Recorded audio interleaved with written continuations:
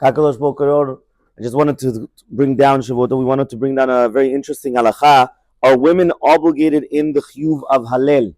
So we know there's a famous Gemara, Masechet Megillah, and other Gemarot as well, where it speaks about are women obligated, whether it's going to be in the Hannukah, whether it's going to be on Pesach, whether it's going to be all the mitzvot of the night of Pesach. And the Gemara says over there that they are obligated, whether it's going to be in Megillat Esther, or in the Hannukah, or it's going to be on Pesach. Why? Because she'afen hayu beoto hanes. They were also in the same miracle. Now there's going to be a machloke between Rashi and Tosafot. What does that mean that they were part of the miracle? Right? Rashi comes and he says that it means afen hayu beoto hanes, which means that the decree was also on them. What does it mean that the decree was on them? Meaning that on Pesach, right, according to many shitot, they were also subjugated.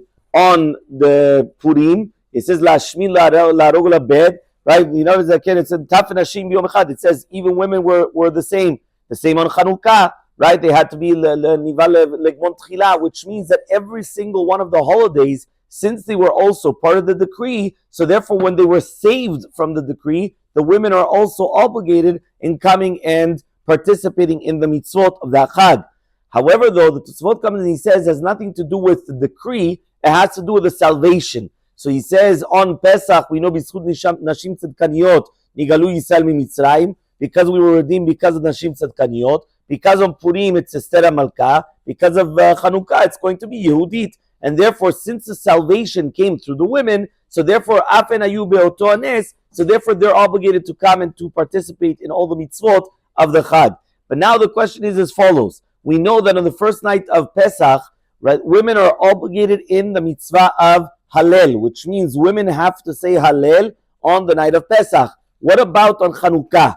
So we know to do with the halachot of Hannukah, women are obligated in the Hannukah, which means if a woman's an almanah, she's a widow, or she's already a girl that she's already out of the family, supporting herself, she's divorced, or even if it's going to be that the husband is away, who lights the candles? The woman. Why? Because the woman is obligated in the Hannukah. The question is, what about the Hallel? So there is a shita by the Shibolei Aleka that he wants to say that women are obligated in the Kriyat Hallel because of women are also Beoto Hanes. However, though, the majority of the poskim, they come and they say women are not obligated in the Hallel, and therefore only if they want, they can say it, and then you have a whole question, are they allowed to say it with the bracha or not, which usually is like any other chag.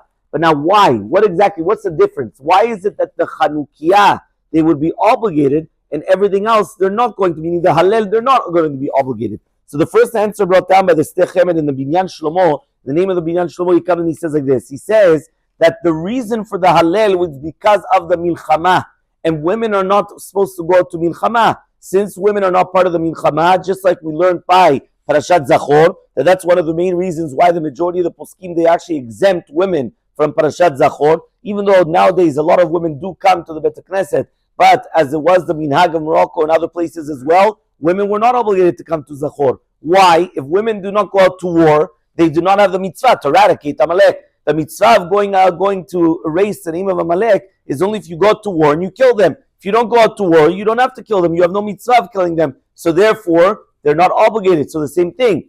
The mitzvah of the Hallel was going on what? On the war. Women are not part of the war. It's true Yehudit came and she actually killed the general, but that was not the main part of going out to war. The going out to war is done only by men, and therefore only the men would come and say the Hallel, not the women. Ravadi the Sevdi, he comes and he brings down, there's other shitot that they wanted to say that it's a din in the tefillah.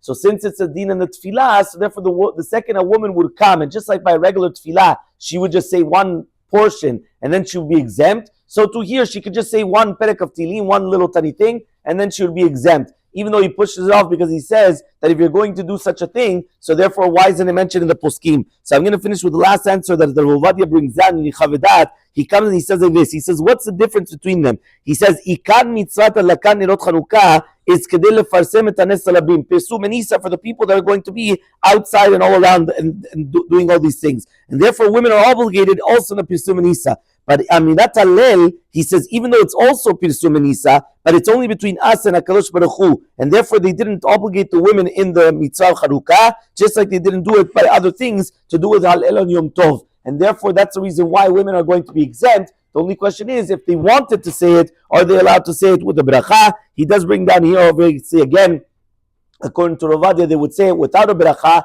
but again, there's no chiyuv of the Hallel, just because we already just mentioned that they weren't part of the war.